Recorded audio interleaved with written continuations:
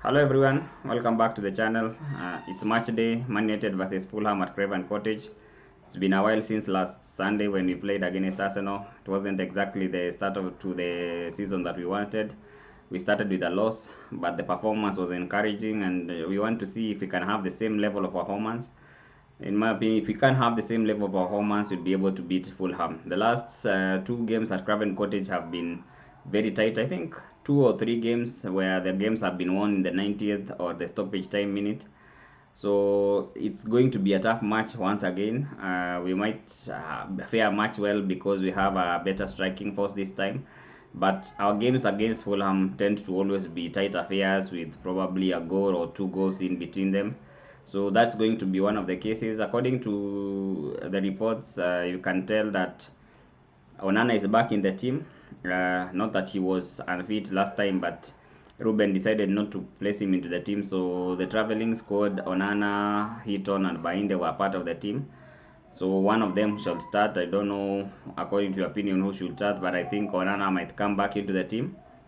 So we have been linked with a new goalkeeper this week, so we'll see about that. I don't think Lamens will come in and become the starting goalkeeper, but he can build into it and provide better competition that Baindi has been able to provide so far because he makes so many mistakes.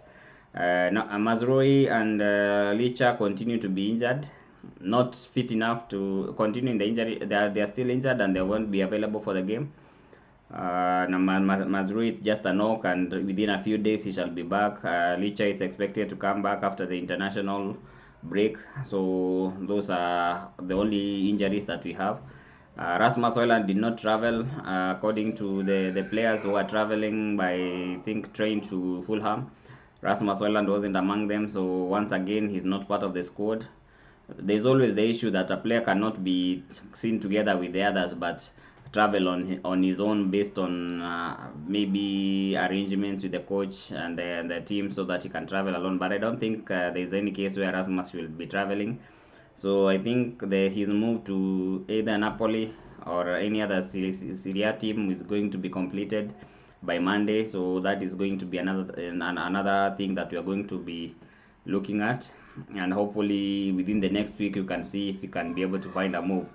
So in terms of the predicted lineup, in my opinion, Onana will start in goal. I think Onana will just come back into the team.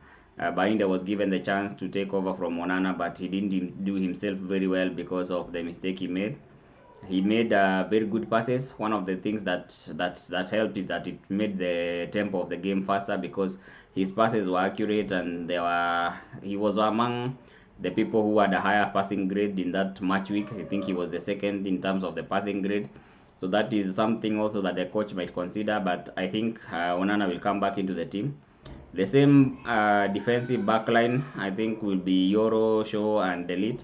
Shaw as the left centre back, Delete as the centre back, and Yoro as the right centre back. The midfield will probably remain the same with Casemiro and Bruno Fernandes taking their places in the midfield. Dogu had a very good performance against Arsenal, and he continues on the left as a left wing back. I think Ahmad will come in for Dalot against Arsenal. The Amorim probably thought that Arsenal would attack so much, and he was worried about the defensive capabilities of Ahmad, and decided to go with Dalot because of the defensive part of the game, so that he could take around 40-50 minutes as defend against Arsenal, and then probably use Ahmad in the later stages of the game. Ahmad came in and did well both defensively and attacking wise. So I think this kind of game they won't have that much threat, and so I don't think we'll need to start Dalot. Ahmad shall come in as the right wing back. In the number 10 roles, as usual, they are now guaranteed. It's Cunha and Mbeumo. I think the both of them will start. They had very good games against Arsenal, and I expect they'll have the same level of performance in the game against Fulham, hopefully with an end product this time.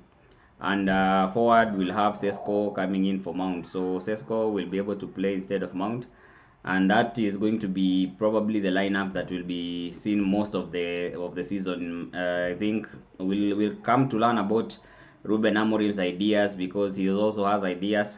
And we'll see inside of Fulham, the same Fulham. The Fulham has to be taken seriously because most of their players have a lot of experience in the Premier League, and as you can see, the likes of Bassi, the likes of Tete, in the midfield there is Smith Rowe, Iwobi, and others. They'll have a good core of Premier League proven players, so it's not going to be an easy game. Robinson, he's absent. He has been absent with injury, but he's been training almost fit for the game. I don't know if he'll be ready for the gift, but there's a doubts about him, so he might not be ready for the game. But we will learn when the lineup comes out. So until then, we have to hope that our team is ready, because this is one of the games that we can win and start the momentum. After a good performance against Arsenal, we need a result this time, and if you don't get the result, the motivation of the team might go down, and that is something that could have an effect on the rest of the season. So we need to get the first points on board.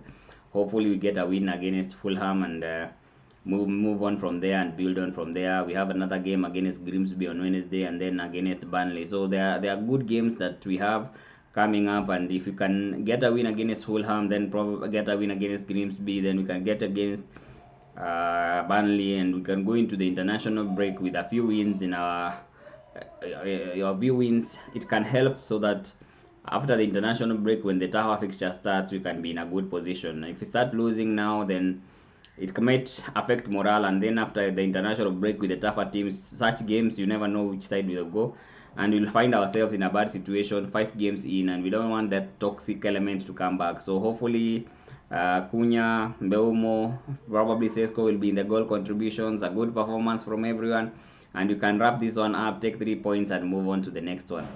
So let's see what the game has to offer.